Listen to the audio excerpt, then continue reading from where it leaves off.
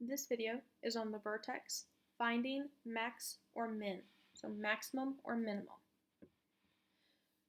The vertex is a minimum if it opens up.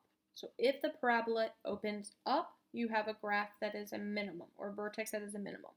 That means that you have a positive in front of your ax squared. So your a value is positive.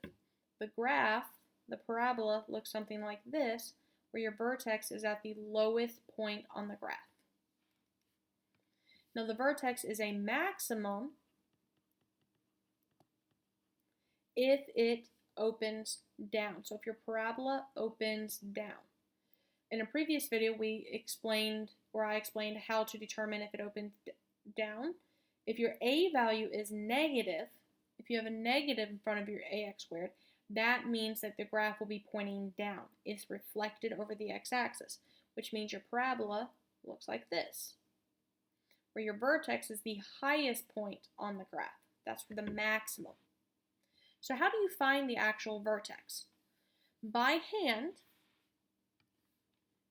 the vertex of a x squared plus b x plus c is found by doing the following formula.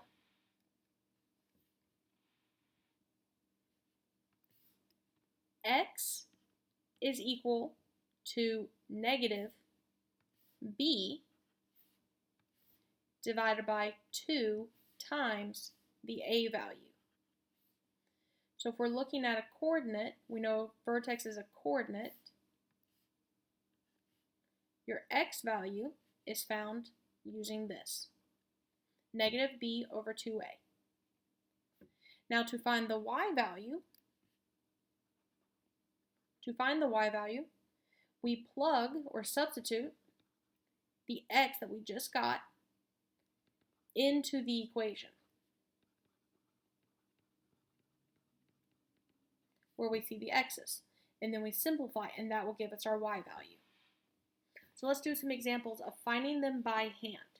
So we're going to find the vertex of each function and state whether it is a maximum or a minimum value.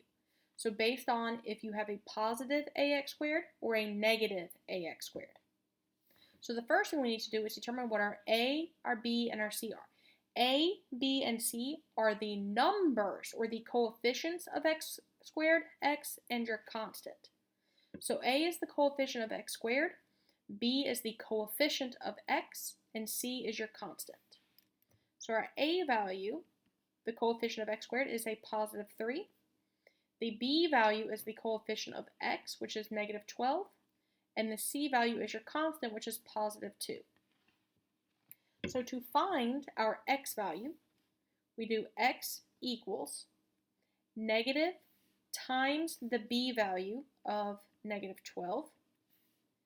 And then we divide this by 2 times the a value of positive 3. And then we simplify this. So negative times negative 12 is positive 12, divided by 2 times 3 is positive 6. So we get the x value of our vertex as positive 2. Now, to find the y value is we plug this x into this original equation to determine the y. So we have y is equal to 3 times that 2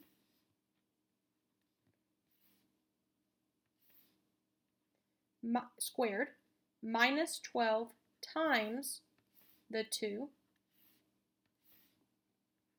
and then plus 2. Because what we're doing is we're taking this original equation and we're plugging in this 2 that we just found into where the x's were. And now we're going to simplify. So we have 2 squared is 4 times 3 is 12. So we have 12.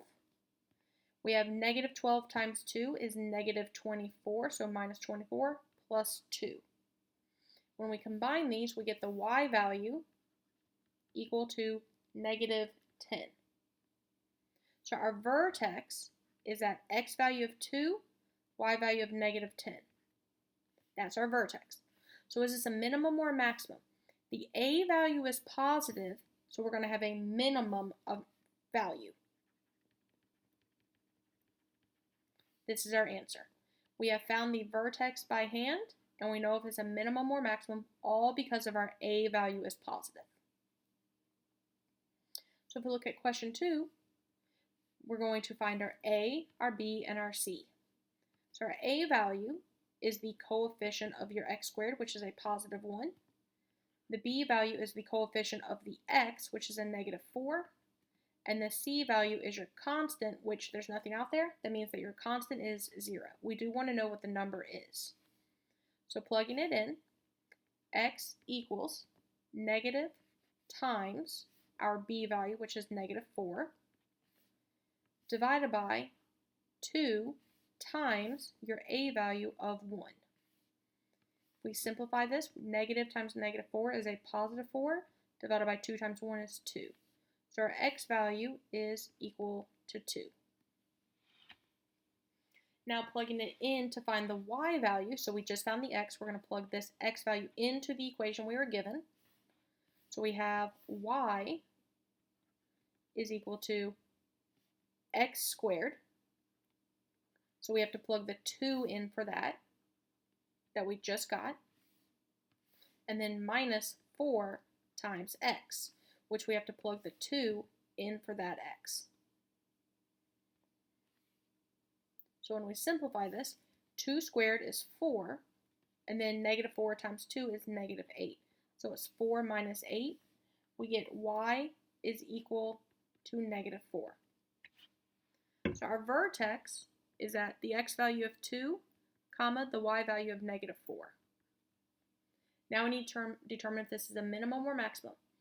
Your a value was a positive 1, so therefore this is a minimum since it was positive.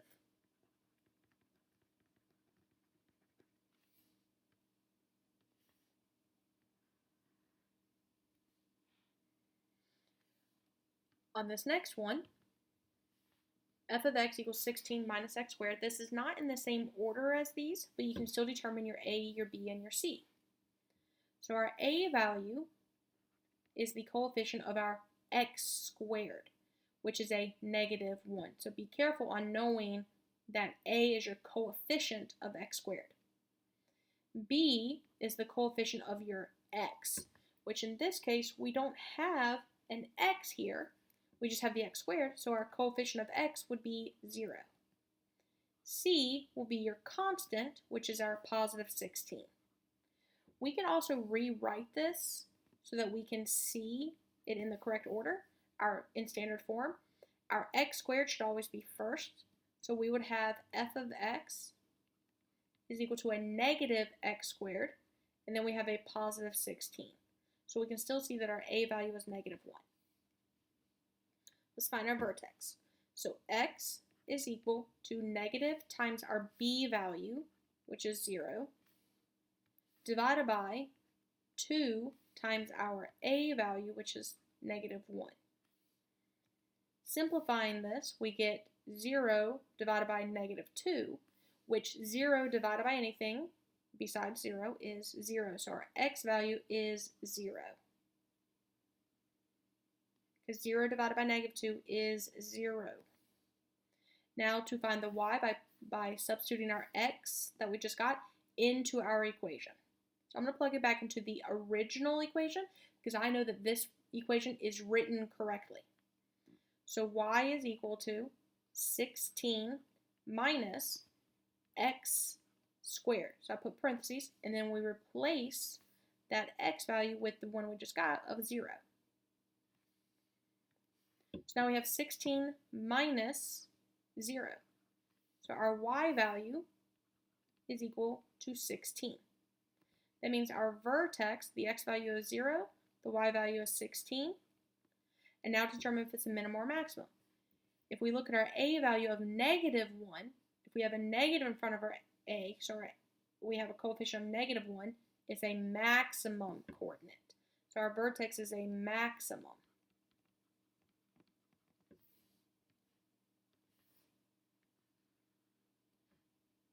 So this is how we do our vertex by hand.